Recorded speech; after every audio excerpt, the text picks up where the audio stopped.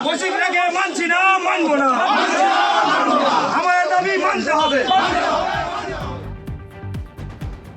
ময়নাগুড়ি বিধানসভা কেন্দ্রে কৌশিক রায়কে পুনরায় প্রার্থী করায় চরম কোন্দল শুরু হল বিজেপির অন্দরে। শুক্রবার দুপুরে জলপাইগুড়ি জেলা সভাপতি শ্যামল রায় ময়নাগুড়ি দলীয় কার্যালয়ে আসতেই পরিস্থিতি উত্তপ্ত হয়ে ওঠে। ময়নাগুড়ির 4টি মণ্ডল কমিটির সভাপতি ও কর্মীরা জেলা সভাপতিকে ঘিরে ধরে প্রার্থী চয়নে কৈফিয়ত চান।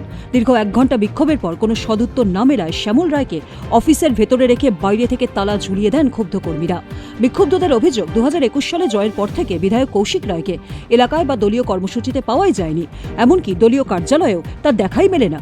লিখিতভাবে আপিল জানানো সত্ত্বেও কেন তাকেই ফের টিকিট দেওয়া হলো তা নিয়ে প্রশ্ন তুলেছেন কার্যকর্তারা।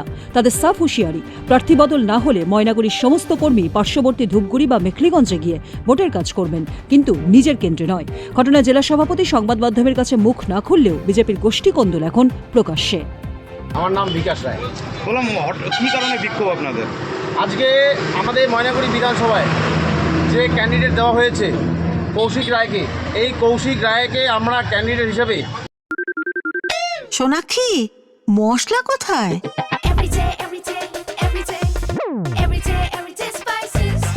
এভরিডে মশলা, দেশের স্বাদ। এবারে মানছি না, যে কারণেই আমরা আজকে সবাই এখানে জেলা সভাপতির কাছে বিক্ষোভ জানাতে এবং আমাদের দাবি জানাতে এসেছি। কারণ 2021 সালে এই ক্যান্ডিডেট হওয়ার পরে আমরা তাকে অনেক পরিশ্রম করে আমরা ওকে বানিয়েছি, ঠিক আছে। সে গত 5 বছরে আমাদের পার্টির কোনো কর্মীর সঙ্গে, সাধারণ মানুষের সঙ্গে কোনো যোগাযোগ, কোনো কিছু রাখেনি, সুখে দুঃখে কোনোভাবেই যোগাযোগ রাখেনি, এবং পার্টির কোনো রকম দায় দায়িত্ব কি হচ্ছে কি না হচ্ছে কোনো রকম কোনো সম্পর্ক রাখেনি। আর যে কারণে এবারে তাকে আবার দেওয়া হয়েছে, আমরা সেটা মানব না। সেই জোরালো দাবি নিয়ে আমরা আজকে জেলা সভাপতির কাছে দাবিপত্র তুলে দিলাম। এই দাবিপত্র আমরা রাজ্য সভাপতি এবং কেন্দ্রীয় সভাপতির কাছেও পাঠিয়েছি, এবং আমাদের যত প্রভারী আছে, ইনচার্জ আছে, প্রত্যেকের কাছে পাঠিয়েছি।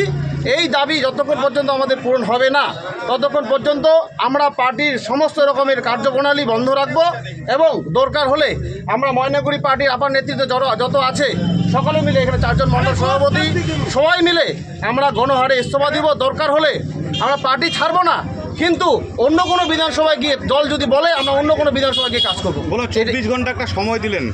হ্যাঁ, 24 ঘন্টা আমাদের, 24 ঘন্টার মধ্যে এটা পরিবর্তন আমাদের করতেই হবে।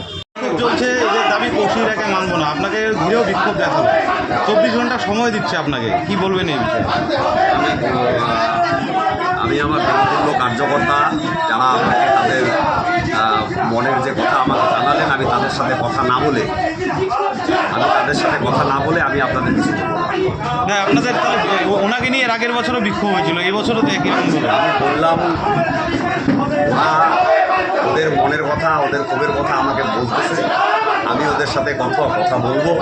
কথা বলার পরে আমার যা বক্তব্য আমি। আপনার আশঙ্কা কি এই সিটে কৌশিক রায় দাঁড়ালে? আশঙ্কা কি? আমার বক্তব্য আমি আমার কর্মীদের সঙ্গে কথা বলার। ময়নাগুড়ি থেকে বাণীব্রত চক্রবর্তীর রিপোর্ট, উত্তরবঙ্গ সংবাদ।